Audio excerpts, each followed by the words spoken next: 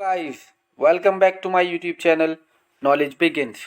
My name is Mohammad Tausif Khan और आज का हमारा टॉपिक है powers and composition of House of Commons and House of Lords.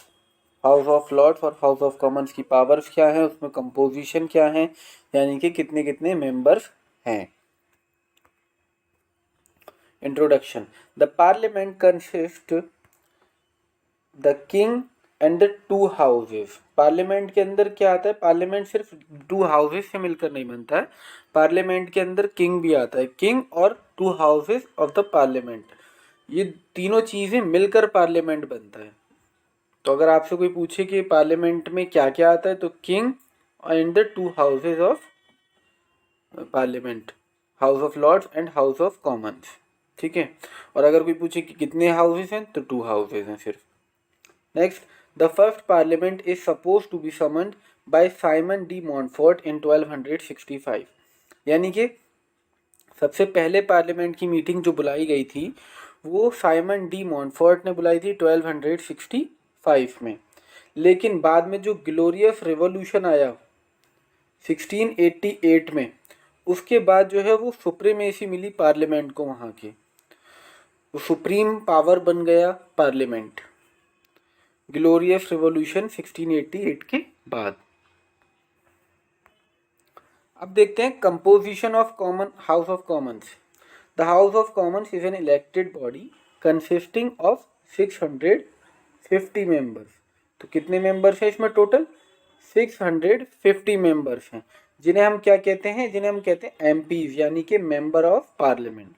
और इन एमपीज को हर कॉन्स्टिट्यूएंसी से चुना जाता है by the first past the post system and hold their seat until is dissolved।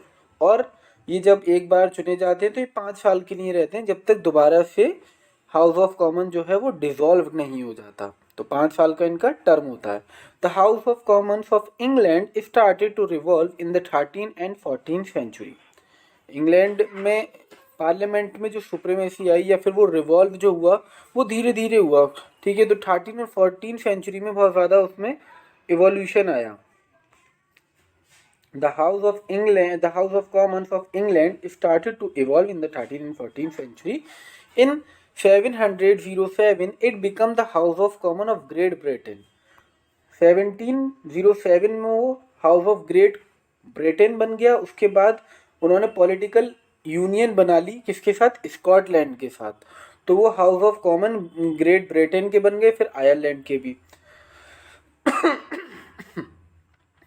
After the after political union with Ireland, जैसे कि उन्होंने political union बनाई स्कॉटलैंड के साथ और फिर आयरलैंड के साथ भी बनाई, इसीलिए तो हम इंग्लैंड एंड वेल्स कहते हैं। यानी कि जो उसके साथ कंट्रीज स्टेट्स जुड़ी हुई हैं उन्हें हम वेल्स कहते हैं। ठीक है। At the start of the 19th century, from 1800, the United Kingdom referred to as the United Kingdom of Great Britain and Ireland। और फिर वो बाद में क्या बन गया? Great kingdom of United Britain and United kingdom of Great Britain and Ireland. And in 1922 become the United kingdom of Great Britain and northern Ireland after the independence of. तो इस तरीके से वो उसमें चेंज आया और वो फाइनली जाकर क्या बना? हाउस ऑफ कॉमन्स बना और बहुत ज़्यादा पावरफुल हो गया। यानी कि जितने भी मनी बिल जो होते हैं वो हाउस ऑफ कॉमन्स से ही पास होते हैं और ज़्यादातर पावर जो है वो हाउस ऑफ कॉमन्स के पास ही हैं। Under the parliament act 1911 and 1949 the Lords power to reject legislation was reducing to a delaying power। Lords के पास पावर है कि वो कोई भी लॉ जो है जो हाउस ऑफ कॉमन से पास हो गया उसको वो डिले कर सकते हैं। लेकिन उनकी पावर जो है वो रिड्यूस होती गई धीरे धीरे। और ये सब गवर्नमेंट जो है वो किसके लिए रेस्पॉन्सिबल होती है? हाउस ऑफ कॉमन्स के लिए रेस्पॉन्सिबल होती है और प्राइम मिनिस्टर भी स्टेज इन ऑफिस। अब देखते हैं रोल्स या फिर हम कहें powers of House of Commons. तो हाउस ऑफ कॉमन्स की क्या पावर्स होती हैं कि जो भी न्यू लॉज बनते हैं और हमारे ऊपर टैक्सेस लगते हैं वो सब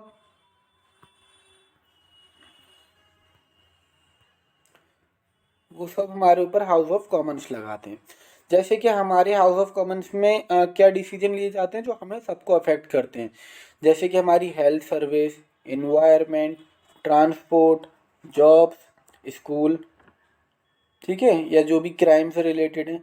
तो इन सबको कौन कंट्रोल करता है, यानी कि इनके लिए फंड कौन रिलीज करता है? अगर कोई फंड रिलीज करना है तो वो हाउस ऑफ कॉमन से ही होता है, ठीक है। और can not make new laws on set new taxes without the approval of the House of Common. ना ही कोई न्यू लॉ बन सकता है, ना ही कोई न्यू टैक्स लग सकता है जब तक हाउस ऑफ कॉमन से वो अप्रूव नहीं होगा। Next, hold the government to account, यानी कि जितने भी फाइनेंशियल मनी प्रोसेस हैं, फाइनेंशियल बिल हैं, वो सब कहाँ कंट्रोल होते हैं, कहाँ से पास होते हैं? हाउस ऑफ कॉमन से पास होते हैं। House of common responsible for granting money to government. Government को मनी देने के लिए हाउस ऑफ कॉमन ही रेस्पॉन्सिबल है।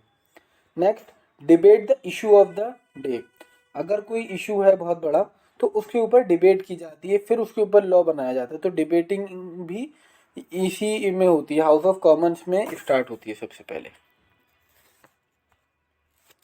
अब देखते हैं composition of House of Lord's.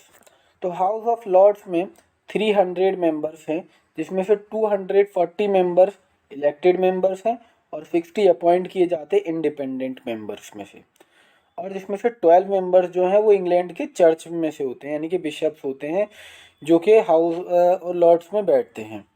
इसे हम हेरिडेटरी हाउस भी कहते हैं। अब देखते हैं powers and functions of House of Lords. तो सबसे पहला फंक्शन है कि गवर्नमेंट की जो भी पॉलिसीज़ होती हैं उनको ये इन्फ्लुएंस करते हैं, यानी कि इनका भी पास करना बहुत ज़्यादा ज़रूरी होता है, ठीक है, जो भी गवर्नमेंट पॉलिसीज़ होती हैं। Next, delay legislation except financial ones, यानी कि सबसे पहले कोई लॉ पास होता है तो वो हाउस ऑफ कॉमन से होता है, उसके बाद वो हाउस ऑफ लॉर्ड्स में जाता है। तो हाउस ऑफ लॉर्ड्स में वो उसको डिले कर सकते हैं, लेकिन जो फाइनेंशियल वंस होंगे, यानी कि जो मनी से रिलेटेड बिल होंगे या फिर ठीक है, तो वो उसको सिर्फ 1 ईयर के लिए डिले कर सकते हैं, उससे ज़्यादा डिले नहीं कर सकते, उससे ज़्यादा टाइम नहीं रोक सकते। लेकिन बाकी जो हैं उन्हें वो काफ़ी टाइम तक रोक सकते हैं अपने पास। Next, participate in impeachment cases. Impeachment cases यानी कि किसी को हटाना है, जैसे कि प्रेसिडेंट को हटाना है, प्राइम मिनिस्टर को हटाना है, तो वो किससे हटते हैं? इम्पीचमेंट के जरिए हटाया जाता है ना, 2/3 मेजोरिटी के साथ। तो उसमें ये पार्टिसिपेट करते हैं 2/3 मेजोरिटी में। Next, act as supreme court of appeal in civil cases. Supreme court की तरह एक्ट करते हैं सिविल केसेस में, अगर इन्हें सुप्रीम कोर्ट इजाज़त देता है तो ये थे सारे functions and powers House of Lords के। तो हमने सबसे पहले देखा हाउस ऑफ कॉमन्स के कंपोजिशन और उसकी पावर्स, फिर हमने देखा हाउस ऑफ कॉमन्स की, हाउस ऑफ लॉर्ड्स की composition and powers. I hope आपके समझ में आ गया होगा। अगर कोई भी दिक्कत हो तो आप मुझे कमेंट बॉक्स में मैसेज करके पूछ सकते हैं। प्लीज़ मेरे चैनल को सब्सक्राइब कीजिए और मुझे सपोर्ट कीजिए ताकि मैं आपके लिए और ज़्यादा वीडियोस फ्यूचर में बना सकूं। Thank you.